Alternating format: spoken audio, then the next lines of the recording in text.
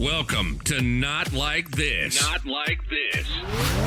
From professional wrestling, horror films, and everything in between. Strap in. And now your hosts, Dale Zawada and Jim Snedeker Jr. Imagine waking up to that. Like, what's that noise? And there's just a grizzly bear going through your shit in your room. And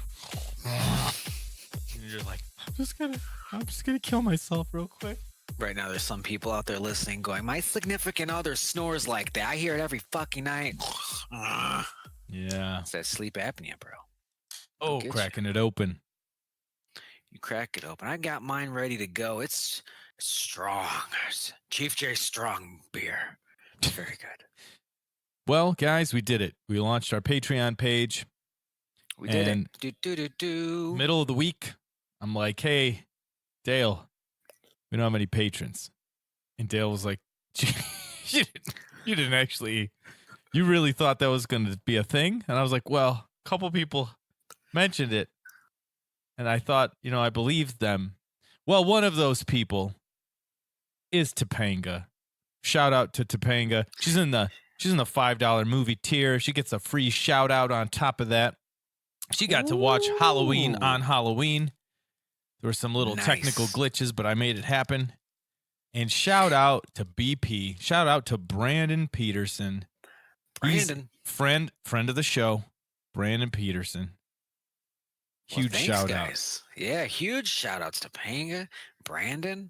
Much love for your love to us. So it's a love circle. It's a love. Just going back and forth. It's like a love line with 2 points, one on either side, and you just go back and forth. We're just Lady and the Tramp and that noodle. Just like, I want content. And we're like, we want to give you content. Content smooch. Yeah, it's I was a little worried, a little nervous. You put yourself out there, you're like, oh, geez, am I an idiot now? Because I did all that and said those things. Well, we'll see where we're at in a couple weeks. I have a feeling, and I hope I'm wrong, that the intro of the show is going to be like, so Patreon shout outs this week. All right, what's the first topic, Dale? What do we got? But we're definitely doing this. I mean, obviously we want a few shekels, but we're having a blast. Yeah, creating the content and making sure people get it, because the technical glitch was they bill you because it's a subscription thing. Yes. So they bill you the first of the month, but yes. Halloween's obviously on the 31st. And there's an option. And we're like, oh shit. There's so an option. We made it happen. Where it's like, hey, as soon as they subscribe, they get their stuff. And you even have to go through a verification process to get that turned on. I did all that. And then I'm like, cool, we got 2 subscribers. And then I'm looking at the rewards and it's like, you don't have any subscribers for these. I said, yes, I do. And I looked and that little option wasn't checked. I'm like, but I checked it because I had to do all this other shit to get it checked in the first place. But we made it happen. It worked out. Yeah, I was almost a little hot. I was like, if these folks are going to subscribe for Halloween, we got to get them Halloween. I could feel it. You're like, Jim, Halloween. On Halloween, Jim. What's the point? So we got it going. I love it. I love it. So yeah, big thanks to Topanga and Brandon. And you know what? Their lead. Here's how I look at it. I'm not going to be negative, Dale. Last week at this time we had 0 patrons. Now we got 2. That's 2 million% growth by my calculations. We're doing that Trump math. That Steiner math. Tremendous math. No one maths like me. Now, no one maths quite like me. It's tremendous. I've got the best maths on the planet. Ooh, eat. Ooh, What the fuck what is that? Uh-oh. It's like a raccoon loose in my house. It's always something over there. So let's get this show started how we love to do it. Some shit's lighting up down here. By talking about Halloween. Of course. Halloween Kills and Halloween Rides Again. What the fuck's the last one? Ends. No more Halloweens. It's People called. that got killed a brother for the ends. So they tweeted out, or Jamie Lee, I call her Jamie Lee, tweeted out a nice little hype package, like, hey, a little behind the scenes, we're filming the sequels now, and here's some cool little footage. Like, oh, look at that camera, look at the set and the lights, and oh, look, I'm in an ambulance, and I'm like, I'm just fucking, my eyeballs are just wide open, glued to the screen, saying, what are you showing me? Breaking it down frame by fucking frame over here. And there was one frame in particular, and it was less than a second, and I was like, oh, I see you. Hey, Michael, I see you. And it's Michael Myers. Spoilers. I can't believe they put this in there. Spoilers. Michael Myers, alive, standing on Laurie Strode's porch as it is on fire. Laurie Strode. And as we all know, the movie ended with the house ablaze, Michael Myers dead, and then there's this fucking image here of him alive and well on the porch of the burning house. So take that however you want. Well, where do I begin? I'm happy. I'm happy because we were sort of worried. How are they going to do this? Is it right after? Is it going to be like is like half the movie going to be building up to how he's still alive? That type of thing. As things went forward, we were kind of like, probably not going to be like that. Now it's confirmed. Show it? Are they going to show any of that stuff? Well, looks like it. There it is. There's at least going to be a scene of him on the porch. And yeah, we're gonna see it. Because fucking Sherlock. You ever see the show Sherlock? Because he gets killed and like fakes his death. Oh, God. And throughout the off season, everyone's like, I can't fucking wait to see how they Sherlock their way out of this. And he comes up with a little plan, and it's gonna be clever because he's Sherlock. I can't wait to see what they've done. And then the next season starts, and they do not tell you how he did it. Is he just like, well, that's a story for another time? Kind of. They do make fun of it a good amount because like the fan base was just going nuts. Here's my theory. And like it starts with a bunch of kind of like theories, but they never really tell you what happened. And I was like you sons of bitches. The people in the shows, like the characters have theories? Yeah, like the one cop that he hates. He's like, I think Sherlock did this. The prick. I'm telling you, on that little snippet, he doesn't look burned up. It doesn't look. It's all burned up.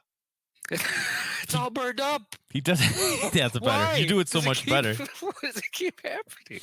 You do it so much better, even though nobody actually said anything. But the way you say it is the way it is now. It's all burned up.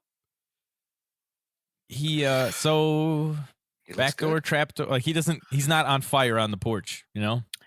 And it's so, because the house is fucked up at the end of that movie. Yeah. And then they get in the pickup truck, and that's the end of the film. So like he's got to be on that porch while they're in that pickup truck on that road making that lefty. And I really, I hope and we talked about it because of course we talked about every possible angle. Is this going to be an immediate pickup like Halloween 2? I hope so now. And it's really fucking leaded that way, huh? Yeah, she's in an ambulance. Yeah, she's on a stretcher. I didn't tie together the clothes and like matching that. I'm sure someone did, but yeah, it's really looking like we're picking up where we left off. And yeah, they did match the clothes. They said that in the Twitter post, in the tweet, in the tweet. Go on, it said Grandpa. that she's got the same Christmas sweater on. Or some shit. I guess she had like a Christmas sweater on at the end. I don't know. I feel comfortable because I feel like it's easier to convince me that you've got more in the tank if it's not like 4 years later. What's going on? There's too much more to do that way. I feel the longer time went by, the worse it probably would have been. Like I can live with a day later, next day, next week, sure, next month, pushing it next year. Now we're getting ridiculous and I don't like it. Yeah. But fucking same night. Now we're getting the old man in the shack patching you up. So what if with a raven? Because we have this goofy ass title that I've come to love, Halloween Kills and Halloween no more. So are they saying Halloween, the film that we just watched, like that wasn't kills? Because that seemed like a lot of kills. And this is kills? Well, I'm maybe worried there's going to be so much blood. maybe the character. Okay, because here's what we'll get in this. At the end of the end of 2018, we the characters didn't have time to work anything out. Right? It was, where's Allison? Oh my God, Mom, you're right. It was just sort of like a hurried, everyone get in the house, let's board it up. He's in here, let's kill him. There wasn't time to be like, I'm so sorry, and he's back, and you were right, and thank God you were nuts when I was little, and how could you do this to like? There's gonna be a little bit of time, not a ton, because there'll still be. It seems like this movie's just gonna pick right up, right? But there'll be some time to address things that have happened this night, and there really wasn't time. It was like Allison was isolated, which of course you got to do that, and then she's with two guys that end up getting killed. She's with the cop and she's with the doctor. You know, so like she's got nobody to sort of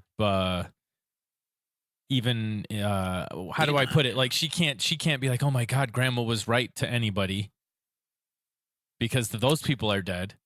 They're all dead except for the boyfriend. Right, but I meant like the cop and the people who are with her after it's like, oh shit, Michael Myers is real. He's back. Oh yeah. Her friends are dead. The little kid's still around. I hope he's back. That's gonna be really hard to pull off, but I. Oh yeah, because he's a year older. He's probably on the edge of that age too. Well, I mean, if it's same night, and people just got murdered in his house while he was being babysat, like they're gonna take custody of him. They're gonna take him to the station while his parents get there, and I wouldn't mind seeing that scene. Little kid in the police station. Give me that. Uh-oh. Give me 5 minutes of Is there a man in black there? Police station? Yeah, that's. I'm excited. Don't even. We got Anthony Michael Hall coming in hot as Tommy Doyle. Kyle Richards coming back as Lindsay. I just like the name Kyle Richards. That's nice. Yeah. It's a worker name. I'm excited. They're not gonna. This is the way I wanted it to be in my head. Yeah, and I mentioned it before, but I was like, I kind of hope that they did this, but they almost stayed true in a way to Halloween too. It's like, give me a little hospital, give me a little chaos in the streets. Obviously, they're going to do it their way. Give me the panic right after the manhunt. Yeah, so, and I think we're going to see that. We're going to see a little hospital. We're going to see some chaos in the streets. We're going to see a little police station. I wonder if the guy. It's going to be great. I wonder if the guy who plays the ambulance driver. That would be crossing the streams, because that second movie never happened. Yeah. But I got to look. I hate that I have to look up his name because he also played young Superman. I should just know his name. Yeah, that's you. That's me. Halloween 2 and Superman the movie, and I can't just off the top of my head know his name, but he was actually the same age as Christopher Reeve and played young Superman, which was weird. Fun facts. He knows everything about him. He didn't have that jaw. Mark McClure's Jimmy Olsen. When I see this guy's name, I'm going to be so fucking pissed because I've seen it in orange font at the beginning of Halloween 2 like 1,000 times. And every time I see it, I'm like, that's Superman. But not really. Jeff East. Jeff East. He's still alive. That's a total stuntman name. It is a total stuntman name. You're right. Mm-hmm. So, speaking of Halloween, did you get a chance to look at that video I mentioned, the Mexican Budweiser commercial about John Carpenter? Wait a minute, that ain't the same motherfucker? What? No, that's him. That's got to be him. No, What's going on? that ain't that same motherfucker. I was wrong. Different guy. Yeah. Oh man, you've Oh been my living a God. lie. Been living a lie this whole time. Who God. the fuck? Wow. So now you have a whole other IMDb rabbit hole to go down for the other guy. Well, He's just like he's over here like, hey, you want to actually check out my career? I'm a human being. well, no, I'm over here like seriously. God damn, you know that pains me. I'm living a lie. Yeah, it's Lance Guest. They look very similar too. That's What is with these names? Lance Guest, Jeff East, Barry West, Salvador Kyle South. Richards. Oh, Shit. But yeah, that John Carpenter Budweiser thing. Did you actually watch that I one? didn't watch it yet. Oh, well, I suggest it to you and everyone listening, because famously, John Carpenter didn't want to write Halloween 2, but he did it, and he did it with beer. And when asked, "Hey, what beer are you drinking?" He said, "I think it was Budweiser's, because you know they give you a nice little buzz, but they don't fuck you up." And it's just like, all right. And now Budweiser is like leaning into it, at least down south. And they made a little commercial about that essentially. And it's a pretty cool, it's almost like a little short film. It's awesome. And they got a guy, an actor as John Carpenter, and he looks like a young John Carpenter. It's great. Please check out Mexican Budweiser John Carpenter. The king of beers. The king of Halloween. beers. Yeah, he talked about that. So someone, people would ask him, "Oh, so what was it like, writing Halloween 2?" "Oh, I drank a lot of Budweiser." Like, oh, so it was a labor of love then. Loved every second. Yeah, I don't know if people know. Like, he had no desire to do that movie, so it wasn't like wasn't like something he was really into writing. That's got to be frustrating. You're like, there's all this money. I like money.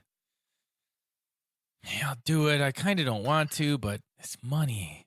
Could help me. I just like that they all hated each other during it. Like Carpenter didn't like the director and the director's choices. The director didn't like the script. Rick Rosenthal?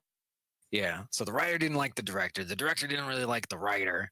The producers don't like anybody. The writer's like, It's just- motherfucker, we wouldn't be having this conversation if it wasn't for me right now. I changed the game, and now you get a check doing a little directing. And then at the end, John Carpenter's like, I'm going to redo some of your scenes. Oh, shit, he did? Oh, yeah. Well, Which yeah. ones? I don't know, but there are a couple scenes where John Carpenter's like, I'm doing this. That second half, a lot of the gore. Okay. I think like the whirlpool, like a lot of that kind of stuff. Because he said it was pretty weak, like the initial version of it. Shit. He was just like, what is this? Like, where's the terror? Where's anything? Did he So not he's like- want to direct it? So they got another director, or were they like, we need I to get think a big so. studio director to handle this? Yeah, I think he was just doing the minimum that Oh. he was required to do, and it's like, I'll write it. I'll get drunk and I'll write it over a couple weeks. Go fuck yourself. And then he saw what they were doing. He's just like, oh, My baby. what the fuck, guys? I've been there. Like- Oh, I like- wish I could have fucking jumped behind the camera. Like, I didn't want this baby, but it's mine, damn it, and I gotta take care of it. I bet you did. It's malnourished. I bet you did want to jump behind Oh, that camera. man. Save the day. You're gonna have your chance. Mm-hmm. You're like, fuck it, I'll just buy a camera. Now what are you gonna do? This camera's pretty nice. Now what are we It's doing? fun. I'm back here behind this camera. Mhm. You gotta buy it from me if you want to be behind it. Rick Rosenthal. So Jeff do you- East. So he was like, this sucks. I didn't get the impression that Spielberg felt that way when he did his little ghost directing in like Poltergeist and Goonies. Like, I didn't. Yeah, it's the exact opposite. It's like, oh, my friend's making this cool movie, and it's like, hey, can I direct a scene or two? I And seem it's to like, you're just recall. having fun. I seem to recall Poltergeist being sort of tense. Yeah, that a was like a shit show. studio save me. They're like, fucking Uh, get anybody. but and I they were can't buddies. imagine him like with Goonies. not get like why have Richard Donner do it if you're just gonna do it? But I think he did like the scene with the pipes in Goonies when they all start going crazy. That's such a Spielberg scene. And I think like the pool scene in Poltergeist, believe Outside. Yeah, from what I've heard, he did that. Scary. He did the scary part. God damn. But yeah, I don't know why, but I remember hearing like on the commentary, the Goonies people were like, yeah, it was cool, and Steven Spielberg came in and like you got to do this one, and you like I had to explain it to my uncle. I don't really know the nuts and bolts of it, but I'm like, you can't say this person directed anything because this other person is the director. It's like a Directors Guild issue at that point. So they sort of do it on the down low. Yeah, they don't like it. Because like if you do like a certain amount, it's like then you have to be co-directors or something. Yeah, they just don't like multiple directors at all for whatever reason. It's got it. Well, I would imagine it has to do with money. Yeah. Like back end royalties or something. But in practice, it's a group effort back there sometimes. Sure. But like you said, Carpenter, you hear about things where it's like, this is fucking bullshit. We're gonna go again. We're gonna do this again. And then sometimes hey, I'm Steven Spielberg. Can I do a scene? Like, no, you can't, Steven Spielberg. That'd be awesome. If I was making a movie and Steven Spielberg's like, hey Dale, can I get this one? I'd be like, yeah, I'm gonna take a lunch. Hold on. Let me pull my pants down first. Take this lunch. I'm gonna come back and find out it was the coolest scene ever. And then you can say, I directed that movie. I've been watching a lot of YouTube videos about editing, directing, all this stuff because I'm a one-man show over here. Tobe Hooper. Isn't that who did Poltergeist? Mm-hmm. Toby? Yeah. I knew it would come to me. Okay. Mm-hmm. He also did this segment in John Carpenter's Body Bags. He did Eyes. That's the one with Mark Hamill as a baseball player. I gotta see that. It's still really good. So you've been getting into some editing. Yeah. Oh no, I mentioned it because there's Steven Spielberg videos. Go figure. And there are a couple where they really break down his shit, and I was like, this is amazing. Like he's really hey Jim, Steven Spielberg. Turns out it's pretty good. It's funny, right? When you're dealing with anything that's artistic, and then you want to pursue that, so you get into it deeper than normal people, right? And you find your indie bands, your indie musicians, indie directors, indie movies, and then there's usually like a circle of people that are like anything that's sort of extremely popular or a huge budget.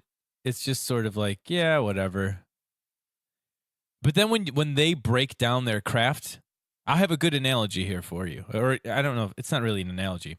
But I just had the same thing happen to me with Ed Sheeran. Right?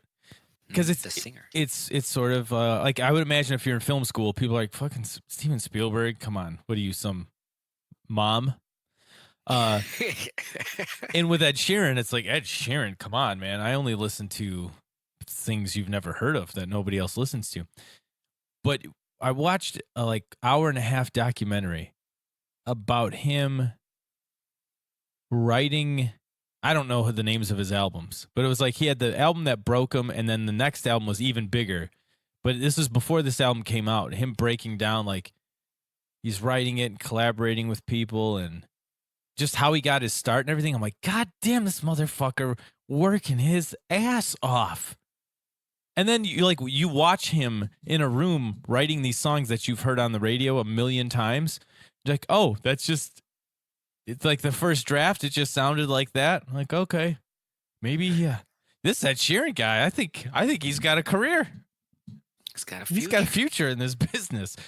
So it's funny that you mentioned that because it's like, yeah, when you think about it, he didn't get there by accident. I think there's too much. There are too many people that are bitter that are trying to do artistic stuff. Yeah, I think another one, and this is outside my realm, but in your realm, and it was really quick, but it was Lady Gaga. Because I don't really listen to a lot of modern pop. But I was hearing, Lady Gaga, and I was like, all right, what's this? And then you hear a Lady Gaga song or two, and I was like, oh, okay, no, I get it. Yep. She's legit. Goodbye. I'm out of here, but yep, I understand. Yeah. Like, mm-hmm. And it's easy to say, like, well, they're a pop artist, right? They're on pop radio. There's 15 people that wrote that song and produced it, and then you just watch Ed Sheeran with a guitar sitting on a bus after he played a show, and he's like, "Well, I've got here. What about we do this?" I'm like, and that's a number one single that he just pulled out of his ass after a concert. They were in a traffic jam, and he wrote this hit. And that's Lady Gaga.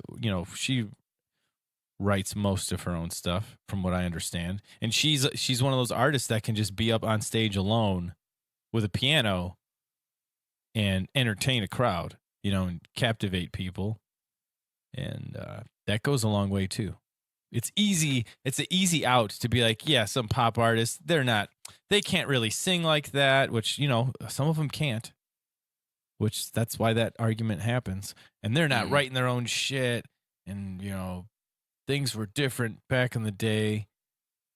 But people don't know what the fuck they're talking about, Dale. You know how many people were behind the scenes writing hits of the 50s and 60s and 70s and forever until now? It's always been that way. I mean, there were writing jobs back in the day in the 40s and 50s where you'd have like a salary and you'd go to your desk and just write songs for 8 hours, and you didn't own any of them. You didn't get any of the royalties, but you were getting a salary that was like, well, we're paying you to just sit here and write songs. And it would just be like a office building floor full of people writing songs. Like, and that is quote unquote like the golden age. Oh, back when music was good. And you had a fucking like boiler room set up in an office. Just like, yeah, write this music. We need hits, motherfuckers. Hits. Yeah. So you can't.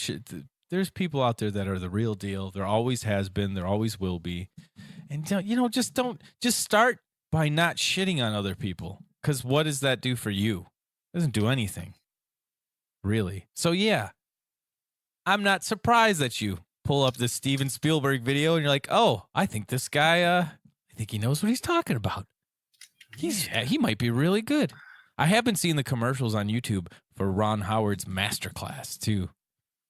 And you know what? It's not often that I sit through like a 5-minute YouTube commercial. It's usually like you're like 5, 4, 3, and you're like skip ad. But he's like, I'm Ron Howard, and I'm gonna tell you how to direct. And I'm like, I don't have anywhere to be. I can watch this commercial for Ron Howard's masterclass. He's done a couple things I've heard of. Man, I bet even the commercial was good. It was. Honestly, Ron Howard's another one. You hear the name and you're like, what's this, for my aunt? Yeah. Yeah. Hey, Meemaw, there's a new Ron Howard movie.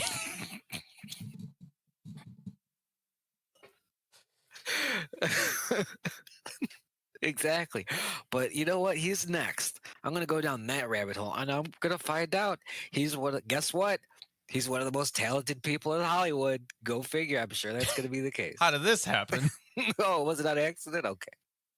And it's easy also to get caught up in the money thing and the budget thing. Musicians do it. I'm sure. I would imagine more so it happens with movies. Like, well, yeah, if I had Michael Bay's resources, I could have made Transformers. Doesn't matter how good or bad you thought Transformers was. Had to be quite the undertaking to get that finished, And Yeah, I think it's a people lot of just they coordination. it's a lazy, easy way out. Like, oh well, shit. If I could take 6 months off and spend $1 million to make an album, I could make the Black Album. But they didn't start there. They got there. These people get there. The whole fairy tale of like, I'm Justin Bieber singing on YouTube and then Usher sees it and I'm famous. But you know what also had to happen? He had to be like ready to be singing it. He was already singing and dancing and performing. You know, like you have to be ready for your turn when your turn comes. Because Usher could have called him in and he could have just eaten shit. Exactly. Like, oh, let's check this guy out. Like, oh, it was nice meeting you, sir. Here's an autograph. It's like, I'm going to call R. Kelly. We'll make a song together. Stand the test of time. Yep. As long as Target exists. What was the company? Comcast? She works at Comcast. What is it? TBS. TBS. It's Atlanta. Superstation. Ted Turner. She work at TBS? Oh, shit. Oh, shit. All right, we can't get into that again. No. But I went to the movies today, Jim. Did you see a movie? Went to the theater. I decided to go all the way inside and watch a movie. Baby steps. I like it. And I saw Parasite because I kept hearing, just go see Parasite. Don't look it up. Don't read about it. Just go see it. And for whatever reason, hey marketers, for whatever reason, that shit works on me. The don't research it, just do it platform because I'm such a mark. But for movies, I love that. So when people say that, like don't read spoilers, just go see it. So I did. I didn't know it was a Korean film with subtitles, and I was like, all right. That's why you told me that. What? That's why you said don't look it up, because I hate subtitles. They're like, Dale hates reading. Don't tell him about the reading part. But no, that was fine, and I felt so fancy. I was like, oh, I'm watching a foreign film. I know. Reading subtitles on a Monday. Nice. You do feel a little fancy doing that. I saw letters from Iwo Jima at it's that theater down in the city. They did the Halloween screening. We were just talking about it a couple shows ago, but I saw it there, and it's all subtitles and like hipsters and like old people. Like, honey, let's go see a film. I'm like, I'm so cool. This movie's mostly in Japanese. So Parasite. So are you allowed to tell us about it or no? Yeah, I can. I've got your back, folks. No spoilers on this one, for the most part. But it was really good. I'll definitely say that. Which I wasn't. I mean, I was expecting it, but I mean, it was really good. Academy Awards, it'll be nominated for shit, which I wasn't expecting because it's like this weird comedy thriller. Which you know what? I think I've seen something about this now. This is starting to all be familiar to me. You might have seen a trailer for it. I think I've seen a trailer for it. Because when I was watching it, I was like, oh, I definitely saw trailers for this before other movies. But I'm trying to pick my words here. It's about a family. It's about a poor family that gets in with a rich family. And I'm like, oh, good. Oh, thank Christ. Kind of scam these guys a little bit, but got a fuck roof over our heads. It's great. And that's the premise. But there's a lot to do with the premise like that. And the director, Bong Joon-ho, definitely has a lot of fun with the premise. And yeah, he's really good. He did a Snowpiercer in The Host, if you've seen The Host. I almost watched Snowpiercer. I scrolled past Snowpiercer, but I remember it was on Netflix a long time ago. Didn't quite hit play on that one. Is that the one with Captain America in it? That's what I'm thinking of? Okay. That is the one. Yeah, it was close. It was close to watching that one. So yeah, that's essentially going to be my little review here. Nothing too exciting or in depth. I saw a movie called Parasite that was very good, and you should probably see it too. And, yeah. Can you? I mean, is it like a psychological? Is it a whodunit? Is it a thriller? Is it like a? It's almost like a little character study. Okay. Kind of. Okay. But what there's a lot of impressive elements. Almost every shot. Because I say this when I'm writing. I say every word is a business decision. I say that. Jesus Christ. That's heavy. That's just a lot of weight. Every word is a business decision? shit. Can you It's imagine good though, that? right? Yeah, that's just a lot to put on somebody. You're like, everyone, all of them? All of them. Oh, God. And it should be that way. And it should be that way, that care of every word of and every shot if you're a director and every shot is deliberate. And I'm not saying every shot is a setup, but it's real fucking close. Like every scene matters, every shot matters. If the camera lingers on anything for more than half a second, yeah, we'll be seeing that again somehow. And it's just a really good movie. There's a lot of meat there. Yeah, there's not a lot of wasting time. There's not a lot of we got to have something so we can get to this place. It's well crafted with love and care, presented to you in the theaters. I remember, this is going to sound completely unrelated, but it's somewhat related. I remember when we had to write a research paper junior year of high school, and I thought like, oh, this is going to be sort of, I have some main points, but I'm essentially going to just be trying to fill space, like pad it, get it done. And I had to take shit out. Every fucking sentence of that paper was like, this has to be here. So that's got to be interesting to see a movie like that, because you always expect some of it's just like, this shot's just here. It's just like in between these two other important things.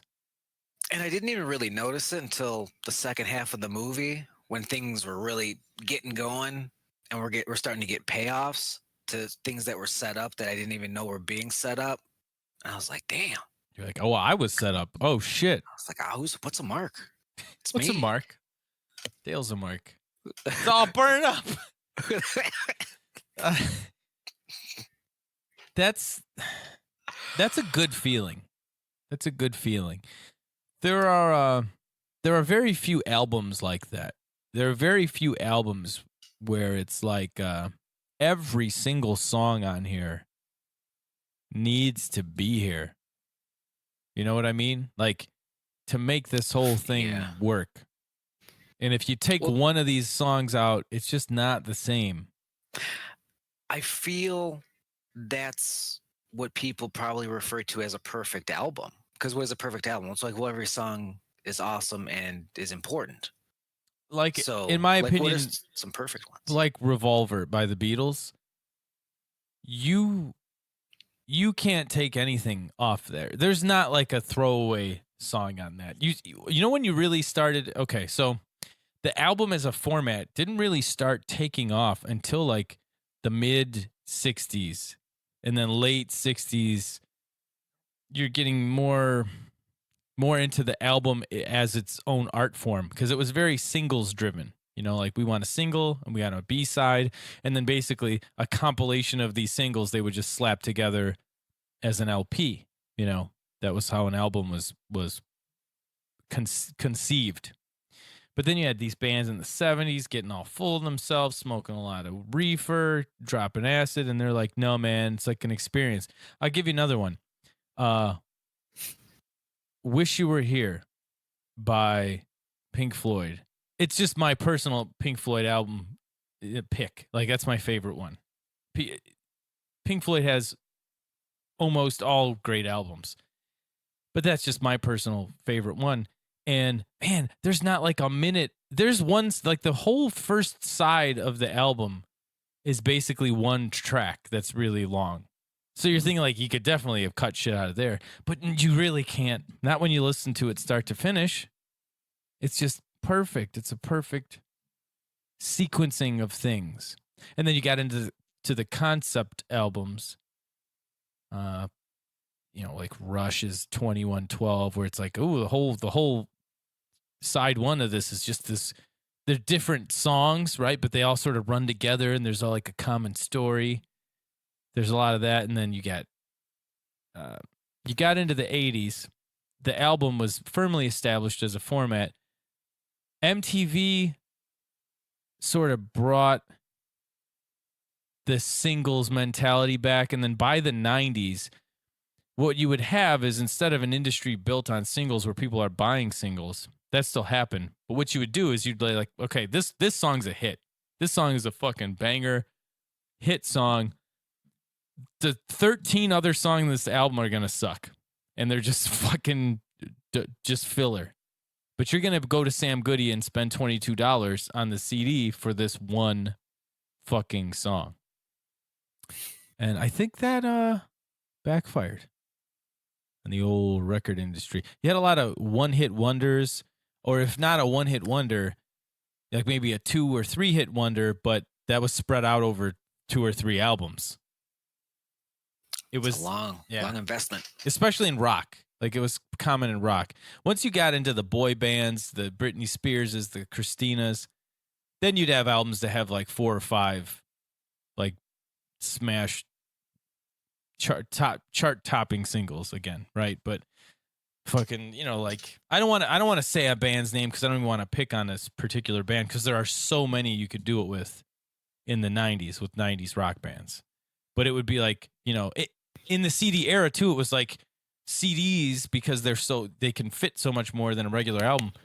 You had to have like 14, 15, 16 tracks on an album. That's fucking ridiculous. What's that band though? No, I mean there's so many. Like I could just shit out like 10 of them. So I don't want to do it. Cuz then I'm going to leave some off. People are like, you forgot this one. Or someone's going to be like, "Oh, I don't know, I think track 8 charted moderately." But okay, I'll give you an example. Here it is. You remember Vanilla Ice? I do. Remember Ice Ice Baby? I do. Can you name any other song off of the album that Ice Ice Baby's on? No. I don't think the Ninja Turtles song's on that. So. It's not. So no. It sure isn't. You are correct, sir. Nailed it. It's just how it was, man. That was like the fucking clone era. I hated that. Especially the boy bands. Yeah. Like 98 Degrees, which I'm sure there's a lot of talent there, but it's literally just the one song, guys. And the rest. Like I honestly think Backstreet Boys were like that. They had a handful, but NSYNC had more than a handful. Oh yeah. Yes, definitely. And then there was the rest of the fucking clones who had 1, 2 if they were extremely lucky. Yeah, and it would be the weird shit would happen too, like someone's album would come out and then they'd have like a single that came out after it, and then they'd have to like go back and redo the album. Because it'd be like a different mix of the song or a song that wasn't even on the album. I'll give you a couple examples. Boyz II Men's first album, Cooley High Harmony. The single on that one that was really big was Motown Philly. But End of the Road was their first like huge hit, and that was on the Boomerang soundtrack. That wasn't even on that album. That album had already been out. But then they had to go back and like repress it with End of the Road on it, because people were like, I bought this fucking CD, it doesn't even have that song I want on it. And I'm pretty sure that happened with Mandy Moore. I'm pretty sure like her first album doesn't have Candy on it, or like her second album also has it on there, like a remix of it or something. That would definitely happen. It happened with Christina Aguilera too. Because another thing that would happen is like the album would come out, you'd have like a couple strong singles, and they're like, we need another single, but the version of it that's on the album could be better, and they'd send it off to someone, and they'd sort of like re-edit this. It wasn't like a remix, like when you think of it as like a DJ doing a remix. Yeah. It's the same song, but they'd like re-edit it, maybe make a chorus go twice as long, and then they'd Why not just use the one you have? The mix, they'd redo the mix. This is the one that people liked. I'll tell you why. If you want to know why, here's why. Go listen to Come On Over by Christina Aguilera. Listen to the one that's just on the album, and then listen to the mix that was the one we saw on MTV and was on the radio. And you'd be like, oh, yeah, that is way better. That's way catchier. There's just little subtle things that happen. And then they have to like go back and like, oh fuck, well now we got to put this version of it on the album because now it's a big hit. And like people that will buy storyline. that shit. And they wondered why when Napster came out, everything started crumbling around them. You did have some return to like albums that had a lot of hit singles on it after that too. Like in like Maroon 5's first album had like 4 or 5 singles on it that you heard a million times. Nice. I think that was it for them. No, But they a had strong 4 songs. they had I don't like their shit after that first album, but they definitely But the have metrics. they've been smashing the charts ever since then. Yeah, and fucking like soccer stadiums, 'cause it's like we need something generic. Still on that Maroon 5. It's like I can bop my head to that. They had some shit on their first album that if you were a musician that came out when that came out and you were trying to do some shit, you're like, oh fuck. He'd use that chord and that chord in this song that like my mom's listening to. They were just doing some shit that wasn't common for like a pop rock band. Like there was a lot of cool Showing out. funky jazzy shit in some of those songs. Funky, they would just jazzy work it in just to do it. It was shit where they're just like, you know what? People got to know that I know what the fuck I'm doing. So they're just like the Teddy Hart of music. Not quite, because the Teddy Hart is like you notice him trying to impress you, and this is like subtle. This is like your girlfriend doesn't know what's going on, but you're like, babe, he just played this fucking inversion of this chord right here. He like subbed this chord for that one, and it's pretty fucking banging. And she's like, I don't care. What's the wrestling analogy then? Like a Dean Malenko? I don't get it. No, because Like, Dean no, it's Malenko's boring to a lot of people. Dean Malenko's like jazz fusion. You're like, look what he's doing. But like regular people that aren't musicians, like, I don't really care what he's doing. It would have to be. It can't be Canyon because Canyon was showy. Yeah, Canyon was showy, and he wasn't like big. Like it'd have to be a wrestler that was wasn't big on top of the world, but was also doing like really good People wrestling said shit. that about John Cena, and they're like, he's actually really good. And it's like, no, that's never going to be true. I never said he's really good. I said, he works really hard. Absolutely. Yeah. And he's not bad. He's a fucking workhorse. But let's not pretend that he's secretly a Dean Malenko under. No, he's not. I hate that. I'm gonna need you to help me out. Like maybe a Scott Hall, where he's like a big dude and he does shit, but you're like, did you see how he was selling this move for this guy that he didn't have to do? It would have to be someone that's like famous, and then the like subtle shit they're doing that they don't need to do to be where they are, but it's just part of their craft. So Honestly, I need your help. Here's one. Tell me what you think of this one. DDP. Because my first run with DDP, I'm like, yeah, Diamond Cutters, he does a thing. But then you rewatch it, especially after he was a friend of the show. And I was like, God damn. He was really good. Yeah, granted, they went over it a lot beforehand and all that stuff or whatever. But man, really good. Because like, we're just going to do the finish. It's going to be a power bomb. I flip you up, hit the Diamond Cutter. That sounds easy, but that's not an easy thing to do. And he did a lot of those spots fucking flawlessly. Out of the jackhammer, doing all that stuff. So easy to mess up. Yeah. But never once happened. And only as a looks, wrestling fan, you watch and you're like, that was actually pretty impressive. It only looks good if you pull it off. And like you said, like people sort of expect to see things like that. But you would definitely notice if it was fucked up. Like it would be hard. It'd be painful to watch. So it's like a risk he doesn't have to take in the match. Not physically like with his body, but if this spot gets fucked up, like it's going to look like shit, but man, it's going to be really cool. We don't have to do it. Mm-hmm. But it'd be cool if we did. I found I found a better one. Okay. Perfect one. Sabu. Sabu would always like, I'm gonna take this extra risk on this rope and see how it works. Because those spots were relatively safe, set him up here, do a springboard here, but he would always like, I'm gonna walk the rope a little bit first, maybe. And it's like, why? Impressive, but you didn't have to do that. Yeah, if that's fucked up, that's a big risk that you don't have to do. I would say maybe Kurt Hennig. Kurt Hennig is a Ooh. guy that like he was not boring. He was exciting to watch, and people would be impressed by moves. But like just the way he would do sort of like regular shit, like just the way he'd sell or the way he would do like a hip toss or something, like getting hip tossed, not like doing one.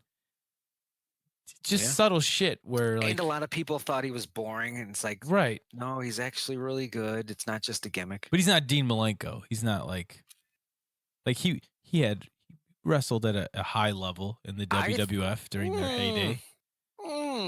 He did. Listeners, who's a better wrestler, Dean Malenko or Kurt Hennig? Because obviously Dean Malenko's reputation, technical, all that stuff. But I think Kurt would have been just as good. He might have even had a more legit background in that sort of thing than the Dean Malenko. And goddamn, I'm sure there's a match between those guys on a Nitro somewhere. I've gotta find that. Oh, I wasn't arguing that Dean Malenko's better. I'm saying if you think Dean Malenko's better, he never made it to the level that Kurt Hennig made it. Kurt Hennig, my example, the point of my example is like some shit that's really popular and it's got some shit in there that doesn't even need to be in there, to just be like, look what I can do. And it's subtle. It's not in your face. And when you brought up Dean Malenko, it's like, yeah, but nobody really, he didn't have like a heyday. No, he didn't. Lance Storm didn't have one of those either. He had a couple comedy eras, but he never really had his moment at the top. Kofi Kingston's got his moment. It was awesome. They had like Dean, those guys. There's a lot. They just don't get their moment. Yeah, Kurt Hennig got like a better look too, but he's too small. Hogan needs to kill a giant. Can't have him wrestle. Kurt Hennig, he's too small. God damn it! The Earthquake. Give me a giant fat man in there. Give me a Bastion Booger. Where's the big boss man? I remember Bastion Booger being around a lot longer than he was. What was it, like 94 to 94 and a half or something? I'll find out here. What? But I remember really enjoying it. I didn't know the fact beforehand. It was just a thought. Oh, okay. I thought this was going like you had this set up. No, okay. Not a story at all. I just Bastion Booger just really stuck with me. So naturally, my brain was like, "Well, he must have been around for a while." Didn't he have like shit stains on his gear? It wasn't like part of his gimmick. It was just like, I just remember him having like fucking stains on his trunks or something. June 93 to August 94. Yeah, that's a year and a half almost. And in wrestling time, that actually is a long time. Yeah. I mean, look up fucking, Ludwig Borga. I bet he wasn't there that long. Ludwig Borga. He was a good one too. Let's see. Put it in the computer. See what I'm it says. putting it in. Tony Helmy. There we go. WWF 93 to 94. So we've got another July 93, January 94. That is not a long time. No, it's not. But you remember him. It's a cup of coffee in the big time. I remember him because they tried to put him with Lex Luger, who they were trying to put on top of everything. And I remember like a Survivor Series where it was like all the foreigners against Team USA. And it's like The Undertaker, Mr. America. It's called Grasping at Straws. And he had the flag on his lining of his jacket. Yeah. I do remember that. So yeah, I won't forget him because he's tied to that shit. Ludwig Borga. Look, he looks like Glacier. A little bit. I think he's bigger than Glacier. Probably. He was a big dude. Mhm. He was an earthquake, but he wasn't like he's bigger than Lex Luger. I'm pretty sure. I think that was like the point. Oh man. Oh boy, oh boy. Did you see the Witcher trailer? I saw that it's out. I saw Ooh. Superman with the gray hair. He looks good. Henry Cavill. He's like, oh, I'll shave for this. I remember there was a test shot from like a makeup test. It's like, here's Henry Cavill as the main character, and it looked like shit. It looked like a Party City wig. It looked fake, right? It looked like It- photoshopped. Looked terrible. And people got very nervous. I know I got nervous. It's like, well, we'll wait and see, because Henry Cavill really loves the property, and it's like, this is Superman. He's not going to waste his fucking time. Like, he's going to make sure that this is legit. And the trailer comes out, and yeah, it looks pretty fucking legit. I And love it's how like he would shave oof. for that, and then like I that can't be a real beard. That had to be. You can't grow a beard that fast after you're clean shaven. But he wouldn't shave to be Superman. He's like, no, you're gonna have to paint that shit out, bro. He's like, I'm doing this Tom Cruise movie, brah. Sorry. Well, can't you're Superman? Can't you shave and then put on a fake one for the? Nope, I can't. Sorry. Yeah. Just gonna have to CGI that out. It'll look fine. You'll be fine. Nope. What a shit show over there. God, it still makes me mad. Like, you had Robert Downey Jr. was Iron Man for like 19 years. And they got like 2.5 movies out of Henry Cavill and like a movie and a half out of fucking Ben Affleck. Like, it's just such a train wreck that they can't even, like, we'll give you $1 billion to be Batman. Like, what, $1 million, $1 billion? I'm rich. It's very Sony over there. Yeah, it almost is. And you don't want that. You don't want that shit at all. Yes, Sony tried to fucking get hard. They tried to puff up on Marvel. Like, well then, fuck you. Then you don't get Spider-Man anymore. And they're like, yeah, we worked it out. Because we like these movies being good, and yes, we know we can't make them good by ourselves. Yeah. That was a weird fight. Who do you side with? Sony or Disney? Like, who do I feel bad for in this scenario? Nobody? Yeah, that's the correct answer. I just found the whole thing entertaining. People were like mad at Disney. Like, I can't believe they're doing this. I'm like, they're doing this to Sony. Look what Sony did to you for 20 years of making you watch shit Spider-Man movies. You know, no one thought they were shit at the time, but you look at how good they are now, and you're like, yeah, okay, I guess they were pretty shitty. I think we knew at the time. I remember really liking Spider-Man 2. There was a lot of that trying to like it, like with the prequels. It's like, it's actually kind of watchable. Kind of watchable. Yeah. What about that trailer? How do you think that's gonna go? We've got a minute and a half. Let's get right into some deep Star Wars talk. Maybe we save most of this for next episode. Yeah, because was there a new trailer that I missed? Or I don't think so. Not a brand new one. But now they're sort of like showing you everything all the time and all the trailers. And just the more you see shit in the trailers, I don't know. Yeah, maybe we'll talk about that next week. I don't know how to feel about it.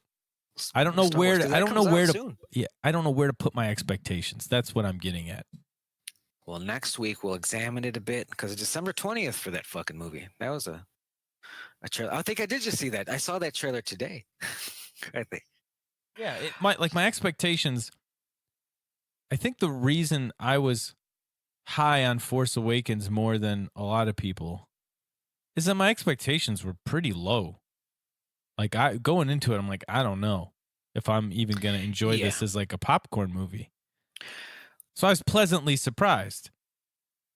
And then I didn't know where are my expectations for The Last Jedi. And that movie kind of pulled me in a bunch of different directions. So I don't know what they're going to do with this. I have no idea. And I think expectations are always high for that third movie in a trilogy. Yeah. Even with the prequels, we were like, all right, this is the one where he gets fucked up and we get Vader. Like, you were kind of hyped. And this is the end of their little trilogy here. Will they be setting up another storyline? I don't know.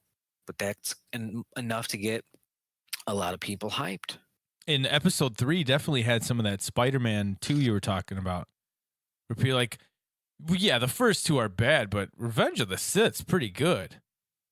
And I'm like, I don't think it's as good as you were remembering it. Like, when's the last time you had a 6-year-old make you watch it, the whole thing? Like, the whole thing you ever watch it? Just give it another watch. Like, yeah, but that one's pretty good. Like, people default to that. And I'm like, you don't have to say that you think that one's good. They just sort of had the big important things already filled in for them. Yeah. Star Wars next week. Star Wars. Be here. Next week. Yeah, I'm thinking, let's kind of fantasy book it. Maybe do like a little pitch it. Things we want to see, what we don't want to see. I'll actually have to maybe rewatch these movies in the background. That'll be fun. A reason to watch Star Wars. It's always good. Could be worse. So, all right, let's plug it up. You can follow me on Instagram, Twitter, and YouTube at Dale Zawada, and support that Patreon. It's patreon.com/notlikethis, Jim? It is patreon.com / always on the internet, not like this. Patreon.com / not like this. Just check out the page. See what you think. Yeah. Give it a look. Get that exclusive bonus content. We've got so much stuff coming out that's already done, and then we've got other things in the works that it's gonna blow your mind. They're gonna be tremendous. You're not even gonna be able to handle them. Yeah, I want to do a Wrestling with Shadows one. Oh God! Because I've been confusing that and Beyond the Mat. You did that. Don't stop doing that. Okay, yeah. So just remember, Beyond the Mat, Two of Toys. Wrestling with Shadows, Bret Hart. So the same thing. Yeah, I guess, sure.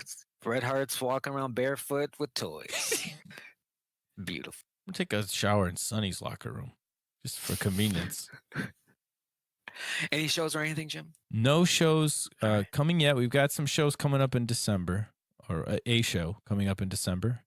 But you can still follow us on Facebook.com/DadBodLive. You can follow me on Instagram at JamesJRMusic. Those are the only plugs I have this week. Definitely go to the Patreon. Just give it a look. See what you think. And that'll do it for episode 96. Thanks for listening. I'm Jeff East. I'm the other guy.